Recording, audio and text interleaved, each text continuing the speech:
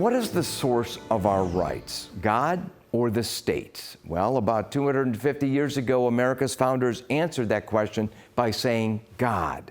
They recognized the biblical truths that the Creator has made us, and He's endowed us with our rights. In contrast, the 20th century, the bloodiest on record, saw the rise of many godless totalitarian states. The USSR, Chairman Mao's China, Hitler's National Socialist Party, that is the Nazi Party, Castro's Cuba, Pol Pot's Cambodia. All of these states acted as if the state were God and that the state granted the rights of the people to the people. Not so with the founding of America.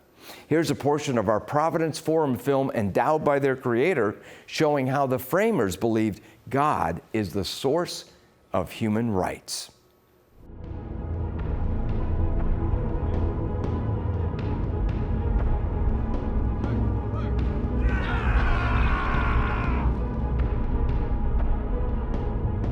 All of the founders in writing the founding documents understood that our rights come from God. Now, they may not have agreed on the details of who God is, but the fact of the matter is that they all understood that it is God the Creator, as they understood Him from the Bible. He is the one that determines that we have the rights enshrined in those documents. And once you take that away, you cannot have those rights. In other words, then those rights become something that the state can disburse capriciously and can say, well, you can get that right, but you can't get that right. And the average person believes that the government is in charge of our rights, and if we'll be nice and beg and not get too rebellious toward them, they'll let us have certain liberties. Jefferson says in the Declaration, governments are formed by men and operate according to the consent of the governed, not the other way around. The foundations of liberty have always been the Bible. You will not find a free civilization in history without biblical roots.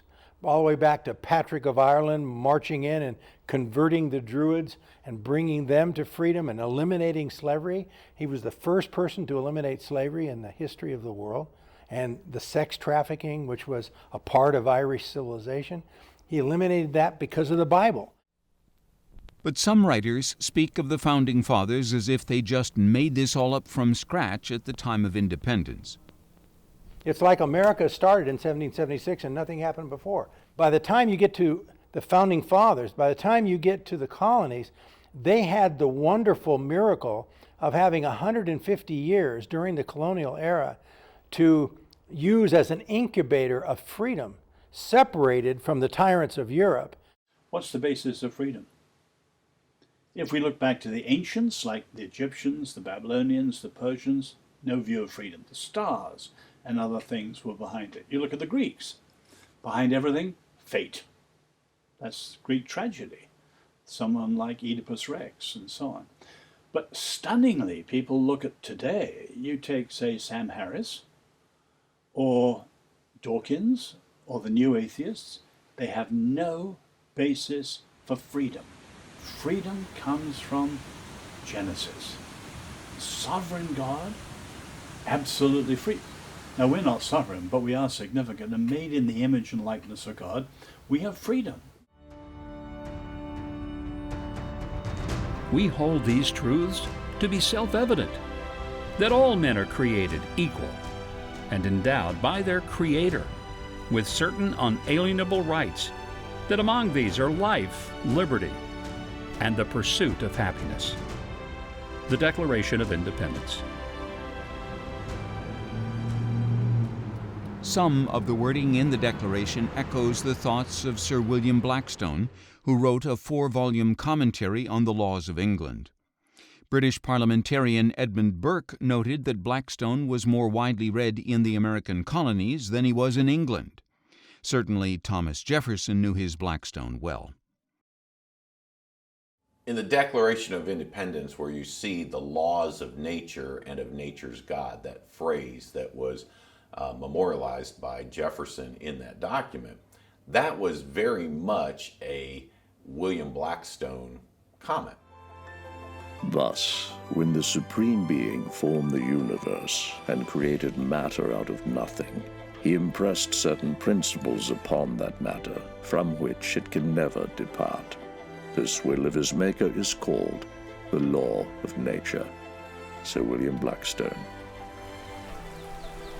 In addition to natural law, there is divinely revealed law, that is, the Bible, says Blackstone. The doctrines thus delivered we call the revealed or divine law, and they are to be found only in the Holy Scriptures. Upon these two foundations, the law of nature and law of revelation, depend all human laws, that is to say, no human law should be suffered to contradict these. Sir William Blackstone. And what about the phrase, the pursuit of happiness? This too gets back to Blackstone. The Supreme Being has graciously reduced the rule of obedience to this one paternal precept, that man should pursue his own happiness. This is the foundation of what we call ethics or natural law. Sir William Blackstone. We've been watching a portion of our award-winning documentary for Providence Forum, Endowed by Their Creator. Our nation was not a happy accident. Biblical ideas helped give it birth. In the 1980s, two scholars, Dr. Charles Heinemann and Dr. Donald S. Lutz, co-wrote a major study on the writings of the Founding Fathers to see what sources were important to them in their writings. Heinemann and Lutz found that about 1/3 of the quotes from the Founding Fathers' writings came from the Bible, and other major quotes came from Bible-oriented writers, such as Montesquieu, Sir William Blackstone, and John Locke, in that order. America has godly founding principles. We must get back to them. For Providence Forum, I'm Dr. Jerry Newcomb.